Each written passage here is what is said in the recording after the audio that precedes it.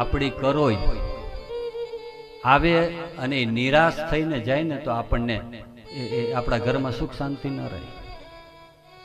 આપણી દીકરી હોય, આપણી બેન હોય, એનું ધ્યાન રાખવું. એટલા માટે તો આપણે કરોય કે ભાણેજનું શું કહે કે એક ભાણેજ અને 100 બ્રાહ્મણ.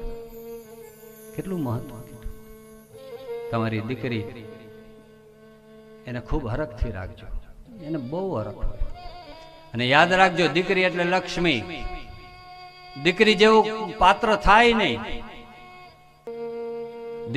દીકરીનો જન્મ તમારા ઘરમાં જ્યારે થાય ને, એ ઝાંઝરિયું પહેરીને નીકળે ને તો તમને એમ થાય કે આપણા આંગણામાં જાણે લક્ષ્મી આટા મારે છે. ભાઈ, આ દીકરી છે. એ જમાનો વયો ગયો કે દીકરીનો જન્મ થાય તો દૂધ પીતી કરતા, દીકરીને જોઈને માણસો મોઢું બગાડતા. હવે તો એવા માણસો મેં જોયા છે કે જેને દીકરા બહુ હોય તો ભગવાનની માનતા કરે, ભગવાન એક અમને દીકરી આપો અમારા કુટુંબમાં.